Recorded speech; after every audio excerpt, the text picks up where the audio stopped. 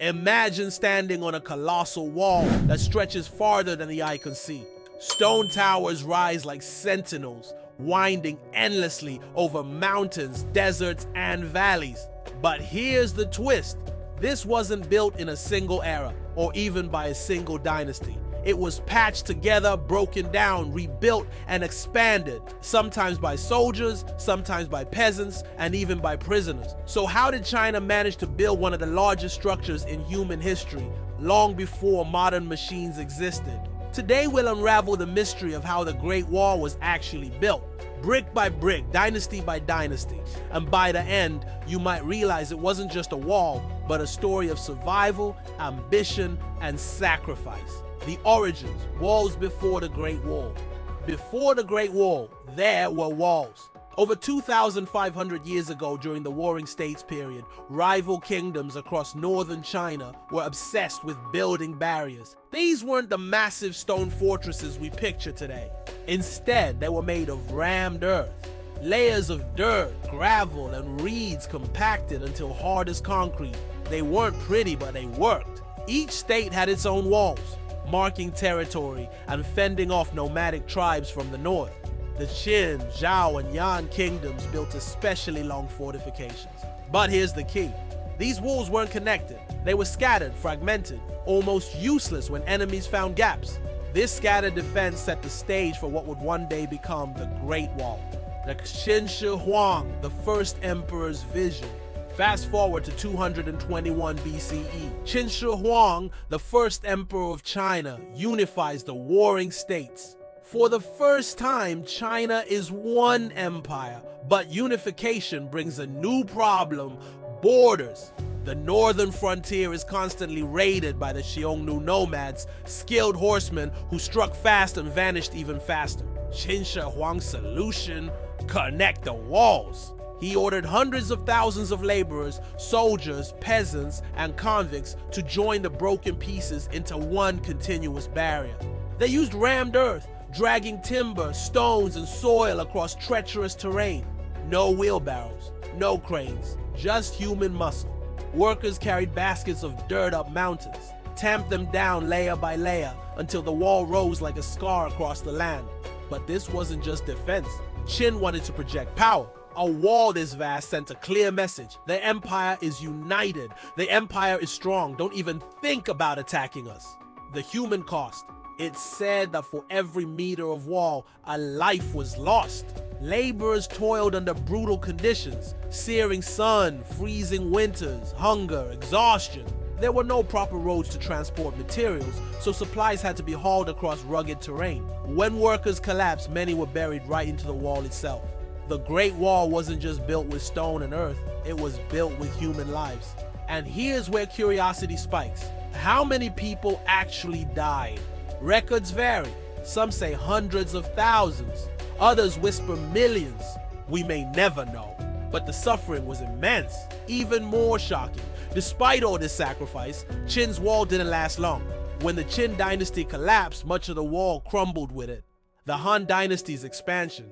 Then came the Han Dynasty, around 206 BCE. The Hans faced the same northern threat. Instead of starting fresh, they built on Qin's foundation, repairing and extending the wall. But here's the twist. They added more than 10,000 kilometers, nearly doubling its size. The Han weren't just defensive, they saw the wall as a way to control trade along the Silk Road. Imagine merchants carrying silk, spices, and precious stones from China to Central Asia. The Great Wall became both a shield and toll booth, protecting caravans but also taxing them. Han engineers were clever too. In deserts, they mixed reeds with sand to strengthen the walls. In the mountains, they stacked stones. They adapted to every landscape. This was no ordinary barrier. It was a living, evolving structure, the forgotten centuries. Between dynasties, the wall often fell into disrepair. Sometimes rulers neglected it. Sometimes invaders breached it and destroyed sections. Centuries passed where parts of the wall simply eroded away. But the idea of the wall never died. Each dynasty returned to it, reshaped it, and gave it a new purpose. And this sets up one of the biggest surprises in the story. The most famous sections we see today weren't built by Qin or Han at all. The Ming Dynasty stone giants. Enter the Ming Dynasty, starting in the 14th century. The Mongols had already conquered China once under Kublai Khan, and the Ming rulers were determined not to let it happen again. Their answer? Rebuild a wall stronger than ever, this time with stone and bricks. This was revolutionary. No more rammed earth. Ming engineers used fired bricks, quarried stone, and lime mortar. They built watchtowers every few hundred meters, fortresses at key points, and beacon towers for signaling invasions with smoke by day and fire by night. The wall wasn't just a barrier now, it was a sophisticated military system. Laborers dragged stone blocks up steep cliffs, built arches and battlements, and even created drainage systems to prevent erosion. The Ming version stretched over 800 kilometers, much of what tourists walk on today. Myths, legends, and secrets. But how do you build something so massive that is said you can see it from space? Spoiler, you actually can with the naked eye. That's a myth. Still, myths surround the wall. One famous story is about Meng Jiangnu, whose husband died building the wall. When she wept at its base, her tears were so powerful that a section collapsed, revealing his bones. Whether true or not, the tale highlights the suffering endured by common people. There's also the mystery of hidden tunnels and secret passes. Some sections had concealed doors for spies and scouts. Others had chambers inside towers where soldiers stored weapons or lived for months.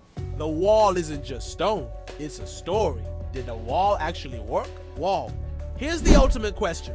With centuries of labor, countless deaths, and unimaginable effort, did the Great Wall actually stop invaders? The answer, not always. The Xiongnu, Mongols, and later the Manchus all found ways around it. Sometimes they bribed guards. Sometimes they invaded when political chaos weakened defenses. The wall wasn't perfect, but it slowed enemies, protected trade, and stood as a psychological barrier. It told outsiders China is defended. Even when breached, the wall gave rulers time to mobilize troops. In that sense, it was effective, not as an impenetrable shield, but as a warning system. Legacy of the wall. Today, the Great Wall stretches across more than 21,000 kilometers, though much of it lies in ruins. UNESCO calls it a World Heritage Site, but parts are disappearing under sandstorms, neglect, and even theft as locals take bricks to build houses. Yet the wall endures as a symbol. It represents China's strength, endurance, and ingenuity. It's proof that human ambition can carve stone paths across mountains and deserts. And perhaps most importantly, it's a reminder of sacrifice, of the countless anonymous builders whose sweat and lives became mortar for history's longest wall. So next time you hear about the Great Wall, remember, it wasn't built once, but many times, by many hands, across many centuries. It's not just a monument of defense, but a monument of human perseverance. If you enjoyed unraveling the secrets of the Great Wall, imagine what other hidden stories history holds. Subscribe to Curious Crumbs, where we dig up the untold details behind the world's most fascinating mysteries. And if you're still wondering how something so vast was built without modern machines, stick around, because in our next video, we'll explore another ancient marvel that might surprise you, because every crumb of history leads to a bigger story.